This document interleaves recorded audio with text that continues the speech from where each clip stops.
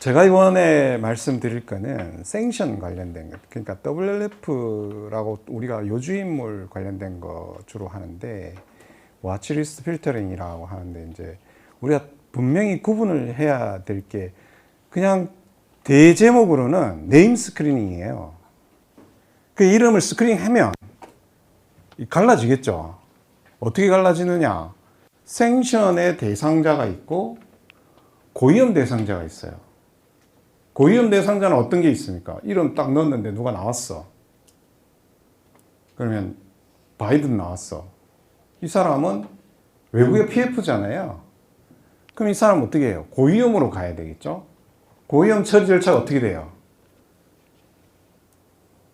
그냥 얘기해도 되는데 다 알면서 이렇게 입 꾹 닫고 있으면 졸리잖아요. 고위험 고객에 대해서는 이런 PF들은 PF를 양식이 다 있어요. 뭐 직책이 뭐냐, 뭐 제가 한 거 아닌데요. 직책이 뭐냐, 뭐 이 사람이 뭐 어떤 재산 형성 과정을 가지고 있느냐, 뭐 재직 기간이 언제부터 언제까지 했나, 이런 이제 우리가 일반적으로 생각하는 EDD 양식과 좀 다른 PF나 SPF에 관련된 양식을 가지고 이 사람은 고위경영진 승인을 받아야 돼요. 그죠? 근데 넣었는데 생션 스크리닝 대상자가 됐어. SDN, 뭐 스페셜 데지그네이티드 뭐 내셔널 이래가지고 이 사람은 테러리스트다. 그러면 거래를 거절하잖아요. 그죠? 분명히 구분해야 되는데 우리는 다 SDN으로 막 얘기를 섞어서 하는 경우가 있어요. 절대 그러시면 안 됩니다. 네임 스크린을 하는데 구분이 되는구나. 고위험 대상자랑 스크리닝 대상자, 생션 스크리닝 대상자랑. 그럼 한번 볼까요? 이게 이제 어디서부터 제재가 시작됐냐라고 하는 건데, 원래는 막 무력 사용 조치 뭐 이런 걸 할 수가 있어요. 이 근거 조항이라고 저는 생각을 하는데, 유엔 헌장 7장 41조에 이런 근거가 나와 있어요. 그래서 이 경제제 조치나 이코노믹 생션이나 무역 금수 조치를 취하고 있는데, 계속 얘기하는 게 외교 정책 도구 및 국가 안보 보호가라는 이런 큰 제목에서 얘기하는 거. 우리가 어디서부터 시작된지 알아야 돼요. 생션 얘기는 하는데 무턱대고 생션은 가지 않잖아요. 난유인 생션은 그게 크지 않아요. 각 국가별로 뭐 이렇게 제재하는 것들인데, 이런 것들은 유엔이나 뭐 기타 정부에서 발표하는 건데, 이게 근데 과연 우리한테 영향을 많이 미치나요?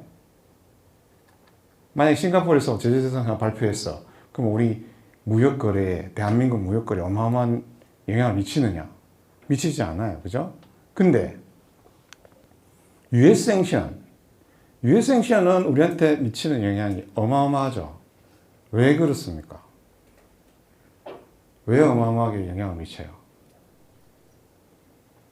전 세계 무역하고 금융거래 60% 이상이 미국을 통해서 이루어지고 있어요. 거기에 수출을 못하거나 뭐 금융기관 접근권이 막혀버린다든가 하면 어떻게 돼요? 그냥 망하게 돼 있죠. 여러분들이 한국에서 국민은행에서 브라질에 있는 어떤 은행 아는 데 있으세요? 없어요. 그죠? 그러면 다 미국의 결제은행 통해서 가요. 근데 여기서 막혀버리면 아예 거래 자체가 안 일어나는 거예요. 그래서 무력을 사용하는 것보다 훨씬 효과적인 게 US 생션이에요. 다양한 유형의 제재 조치를 하죠. 한번 볼까요? 얘들이 프라이머리 생션이라고 해가지고 하는 게 자산 동결인데, 얘들 보면 이렇게 돼 있어요. 미국 시민권자, 영주권자, 국적에 물리적으로 미국에 실제 거주하는 모든 사람. 이 사람의 1차 제재 대상은 뭘 받아요? 위반하면. 생션을 위반하면. 민형사상 책임을 지게 되어 있습니다. 근데 2차 세컨더리 생션에 해당이 되면 이런 사람들, 북한, 이란 이런 기업들이 미국에 거래 못해요. 아예 할 생각도 안 해요. 그죠? 그럼 이 사람들은 뭘로 가야 돼요? 미국의 금융 시스템에 대한 접근을 제한하거나 배제시켜버려요. 이게 세컨더리 생션이에요. 2차 제재. 대부분의 우리가 지금 조회하는 건 여기에 해당이 됩니다. 우리 미국 시민권자는 아니니까. 물론 시민권자 있으시겠지만 아니기 때문에 대부분 여기에 해당이 됩니다. 실제 뒤에 가서 좀 볼 텐데 제재를 또 구분하다 보면 타겟 생션이죠. 표적 제재하는. 개인에 대해서 막 어떤 기업에 대해서 넌 안 돼, 넌 안 돼. 이렇게. 타겟 생션이 있고 그 다음이 특정 분야, 섹토럴 생션. 이 산업 분야는 안 돼. 뭐 예를 들어서 뭐 중국의 하웨이 뭐 반도체 수출 안 돼. 이 산업 분야 하나도 안 돼. 나머지는 다 돼. 그죠? 이런 것들이 섹터럴 생션이고 포괄적 제재, 커머런셜 세션이라고 하는 것이 이제 소위 얘기하는 북한, 이란, 뭐 최근에는 도네스크, 뭐 루안스크, 뭐 이런 데까지 다 포함이 돼서 포괄적 제재를 이뤄간다. 뭐 개념은 알고 넘어가자 이런 취지에서 알려드리는 겁니다. 생션 이런 것들이 있구나. 가상화폐에 대한 실제로 제재가 이루어진 것들이 이렇게 예시로 들어가 있고. 제일 중요한 거는 잠재적 일치를 어떻게 잡아내느냐는 거예요. 이 부분은 그냥 읽어보시면 될 것 같고, 잠재적 일치가 우리가 지금 이 생션 스크리닝 하면 어떻게 이 사람이 우리가 포지티브 매치 그러면은 100% 매치잖아요. 그럼 볼 게 없어요. 그냥 생션 대상 거래 거절, 종결. 뭐 기존 고객이면 거래 정지시키고 종결시키고 신규 고객이면 아예 거절하고 그럼 끝나요. 이게 폴스 매치면 뭐 매치 안 했으니까 그냥 거래하면 돼요. 그죠? 근데 포텐셜 매치가 잠재적 일치인데 이게 까리한 거예요. 예를 들어서 뭐 우리가 몇 프로의 퍼지니스 레이팅을 가져가느냐에 따라서 이 사람이 걸려 나올 수도 있고 안 걸려 나올 수도 있어요.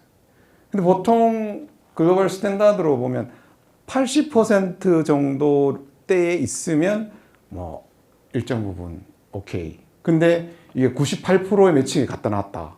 100%에 갖다 놨다. 그 얘기는 뭡니까? 스크린 안 하겠다는 얘기예요.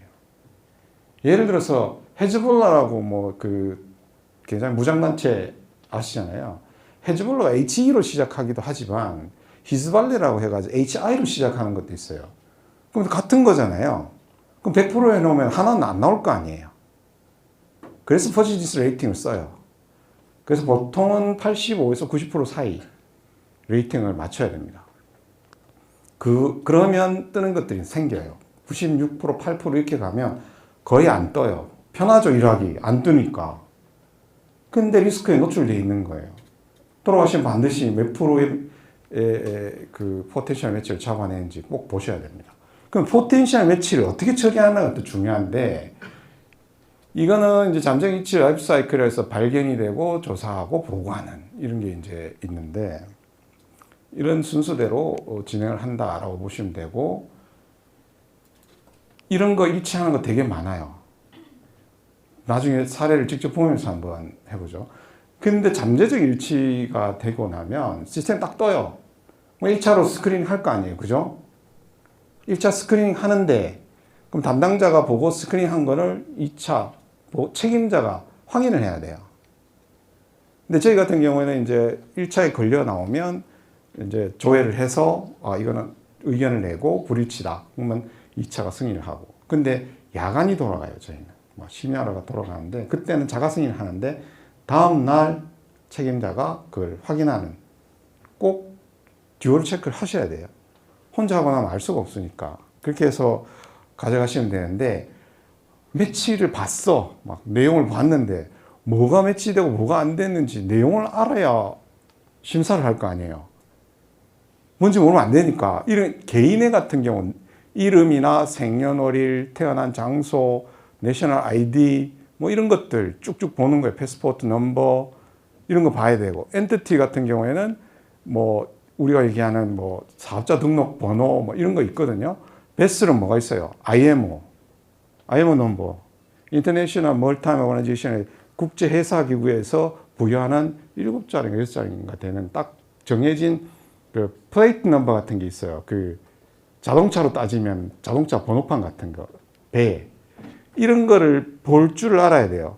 제가 얘기는 가상자산 개인에 대해서 지금 하는 건 아니고, 생션 스크린을 금융기관 가셔도 어떻게 한다는 거에 대한 전반적인 설명을 드리는 거라서 간단하게 들어두시면 돼요. 근데 이제 에어크래프트 비행기 같은 경우에는 MSN 넘버가 있어요. Manufacturer Serial Number라는 거. 비행기 같은 거는 제조사의 그 일련 번호가 다 찍혀져 있어요. 그래서 그런 것들이 등록되어 있는 걸 보는 거고, 나머지도 이렇게 이런 걸 가지고 이 사람이 매치가 된다 안 된다를 확인하는 하나의 이제 방법인 거죠. 이거 보면 오펙이잖아요. 미국 재무성 산하에 있는 해외 자산 통제국, Office of Foreign Asset Control이라는 데가 이런 제재 프로그램을 가지고 해요. 여기 보면 중간에 뭐 퍼즐리스 레이팅 얘기 나오고 다 해요. 근데 우리는 보통 여기 있죠. 미니멈 네임 스코어가 얼마를 가져갈 거냐. 자기 이름 넣어가지고 한번 해보세요, 나중에. 아니면 김정은 넣어서 한번 해보든지. 그렇게 해서 퍼센테이지로 조회를 해보면 나올 때가 있고 안 나올 때가 있어요.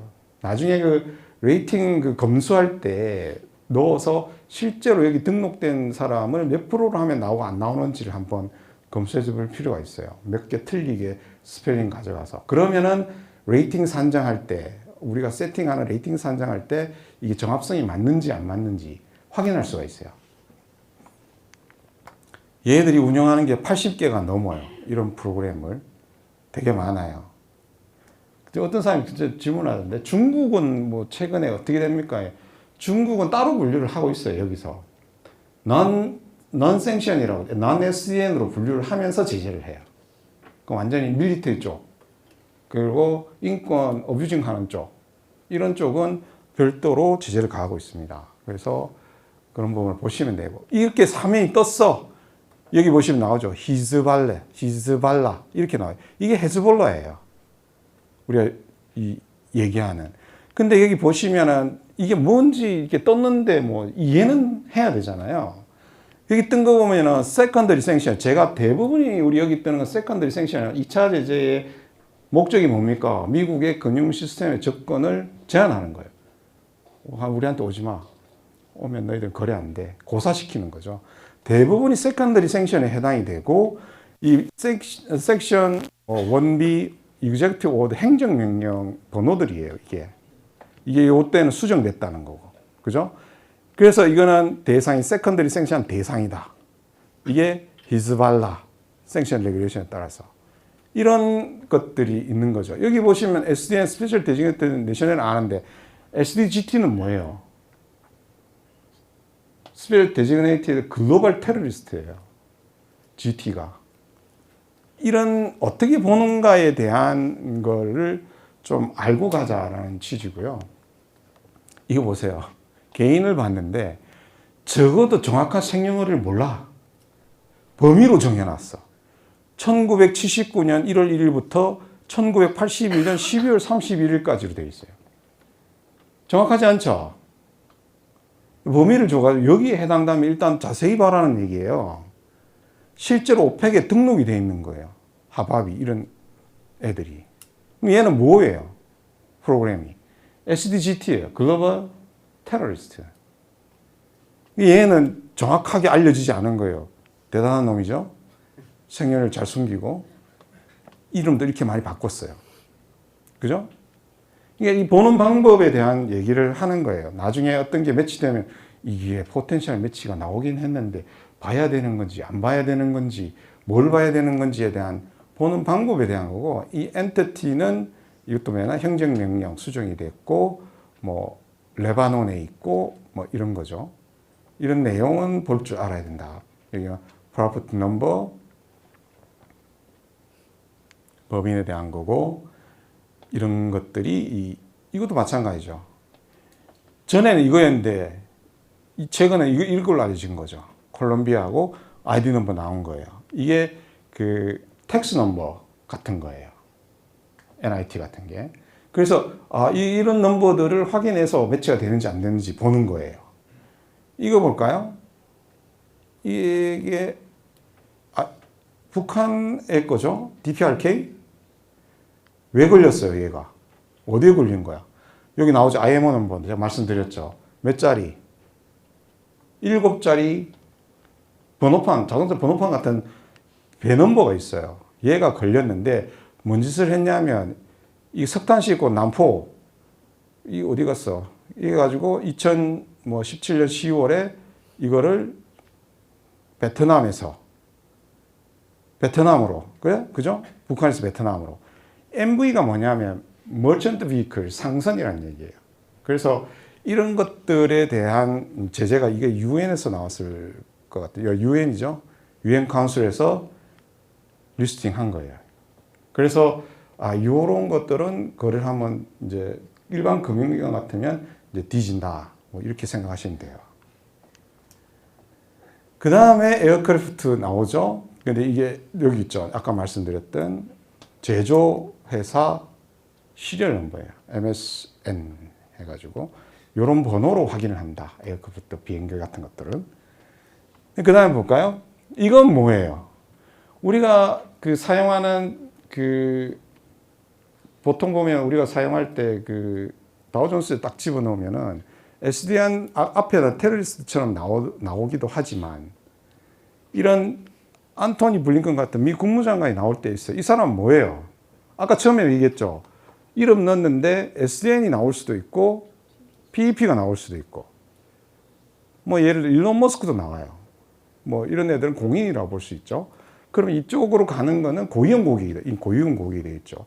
얘들 조회하면 뉴스가 링크가 되어 있고 여기 보시면은 여기 보면 아버지 뭐 father-in-law 뭐 stepfather 이 뭐 양아버지 뭐 오만 사람 다 나와요. uncle 뭐 다 나와요. 관련인데 PEP의 relative들은 다 친인척들은 다 PEP로 봐요. 그래서 다 이렇게 걸려 나오는 거예요. 이름도 있고. 그렇게 해서 조회를 하면 이 사람은 뭘로 가야 돼요? 아까 앞에 것들은 매칭이 100% 되면 거래 거절이지만 아니 종결이지만 얘는 고위험으로 분류해서 별도 승인을 받아야 된다. 일론 머스크도 나오죠. SEC하고 지금 소송 붙은 것까지 나오는 거예요. 리티게이션 리즈 됐다고 이렇게 나오는 것들. 이런 애들 들어와서 가상자산 한다 그러면 좀 주의 깊게 봐야 되겠죠. 실제로 저희 걸려 나온 애예요.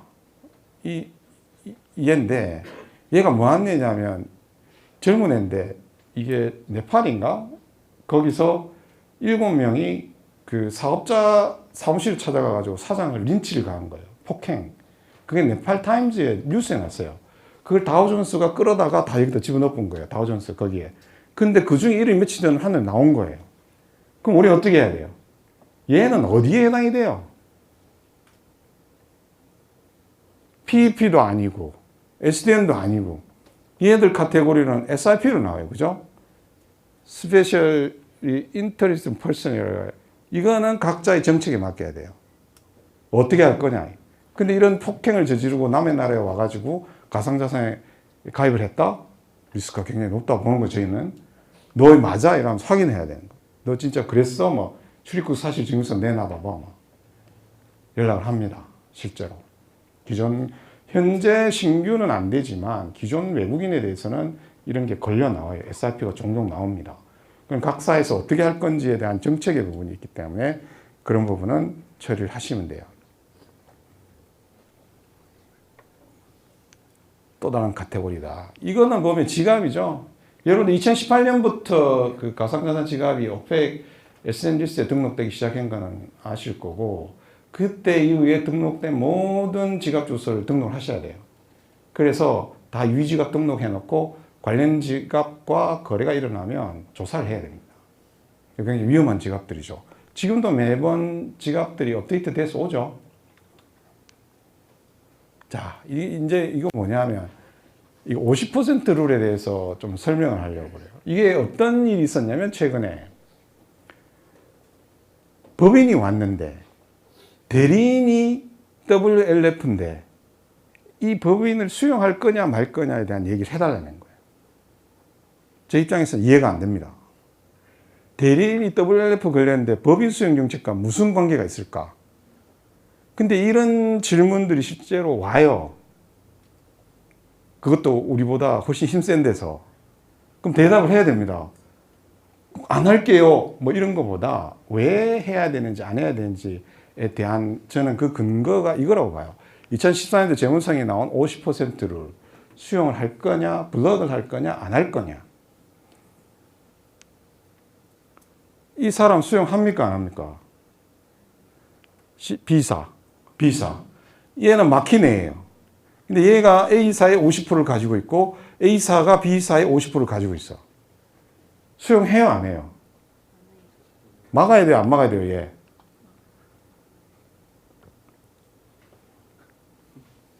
메모하세요. 정답 나중에. 이거는요. 각자 한번 해보세요.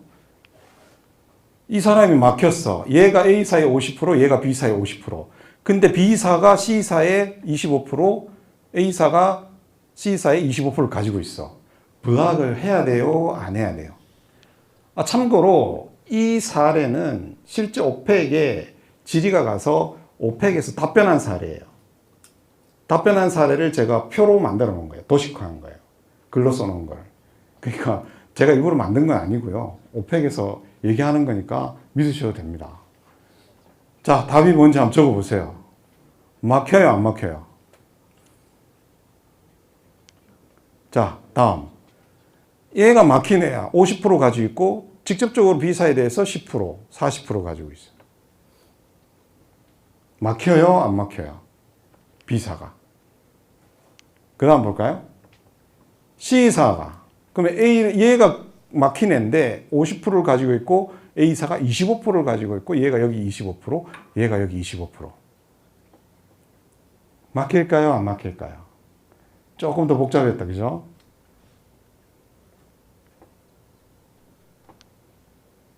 또 있네. 마지막인데 얘가 25%, 25%, 얘가 여기 50%, 얘가 여기 50%.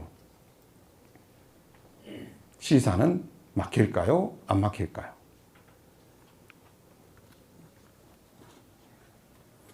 자, 해봅시다. 지금 이거 막혀야 되겠죠? 안 막혀야 되겠죠? 어느 쪽입니까? 대답을 하세요, 그냥. 왜 말을 안 해? 이거 막힐 수가 없어요. 하나 명확한 거는 이 모든 그 퍼센테이지 하나는 이 블록된 놈이 이 회사를 컨트롤 할 수 있느냐, 없느냐. 법인을 컨트롤할 때 우리가 몇 프로 이상 가지고 있어야 됩니까? 50% 이상 가지고 있어야 돼요. 그죠? 내가 25% 가지고 있는데 이 법인에 대해 25%를 가지고 있는데 내가 25% 행사해서 얘를 움직일 수 있습니까? 없습니까? 못 움직여요. 그래서 합쳐서 50이 넘어가면 막아야 돼요. 근데 내가 아무리 용 써봐야 저 지분이 25%밖에 안 돼서 건드릴 수 없는 거는 막을 수가 없습니다. 그래서 이건 법인의 수익 정책과도 관련이 있는 거예요. 사실 보면. 그래서 대리인이 워치리스트 필터에 걸렸다 안 걸렸다를 가지고 말을 하게 되면 힘들어지는 거죠. 그건 설명하기가 어려워져요. 대답이 안 되잖아요. 또 이게 50%로 나와 있는데 이거는 블락이 안 돼요. 왜 안 돼요? 25% 가지고 움직일 수 있어요, 없어요? 나머지 75% 가지고 있는 놈이 나 네가 시킨 대로 안 해. 내 마음대로 할 거야. 그죠? 그럼 이건 블락이 안 되는 거예요. 그럼 이거는요? 블락이 돼요, 안 돼요? 25% 가지고 B사 움직일 수 있어요, 없어요? 그죠? 못 움직여요. 그죠? 블락 안 돼요. 그럼 얘는 40% 가지고 있고 10% 가지고 합치면 50%죠. 돼요. 그럼 얘는 블락돼야 되겠죠? 50% 가지고 있는 힘이 세. A사하고 B사를 움직여. 25% 행사해. 각각. 그럼 얼마를 행사하는 거예요? 50% 행사하는 거죠. 그럼 C사는 블락이 돼야 되는 거예요. 얘는 뭐 당연히 블락이 돼야 되겠죠? 이렇게 해서 대부분 끝났고 이런 어떤 일련의 과정을 거친 아까 1차, 2차 같은 경우에는 결과론적으로 이 에비던스를 잘 남겨두셔야 돼요. 우리 저기 뭐 KY 했는데 스크린 했어요. 언제 했어요? 입사 전에 했어요? 그럼 증빙 가져와 보세요. 프린트 해놨어요? 종합검사 때 반드시 보니까. 어떤 경우든 간에 이런 포텐셜 매치가 되었을 때는 기본적으로 에비던스를 철저하게 남겨놔야 된다. 보존기간 언제예요? 우리가 문서 보존할 때 어떤 경우에 보존하라고 법령에 명시가 되어 있습니까? 어떤 문서를 보존하라? SR 한 거 해야 되겠죠. K1C 관련된 일체의 서류, 그죠? SR 보고한 거, 또 이런 생션 스크린 와치리스트 한 거, 모든 서류예요. 근데 언제까지 보관해야 돼요? 거래가 종료된 때로부터 5년. 근데 어떤 경우에 뭐 탈례하면 뭐 그때부터 아닌가요? 그렇지 않습니다. 그죠? 법령에 있는 대로 거래가 종결된 때로부터 5년간 보관을 해야 됩니다. 그래서 오디트레일 증적을 남겨야 돼요. 반드시. 이거는 당연히 이제 감사 증적 남기는 부분에 대한 얘기인 거고, 어떻게 내가 이거를 제외했다, 넣었다라는 걸 기록에 남겨서 보관하는 게 생신증권이 되게 중요합니다. 그래서 오늘 그 강의는 여기까지 하고요. 혹시 이 지나온 강의들에 있어서 궁금한 사항이 지금 꼭 알아야 되겠다, 지금 아니면 안 되겠다 하시는 게 있으면 말씀해 주시면 답변을 드리도록 하겠습니다. 없으시면 오늘 강의가 조금이나마 AML 업무를 하시는데 도움이 되었기를 바라고요. 향후에 이런 자리가 또 마련된다면 같이 많은 것을 논의하고 의논해서 가상자산 업계가 좀 더 발전된 방향으로 나갈 수 있도록 했으면 좋겠습니다. 고맙습니다.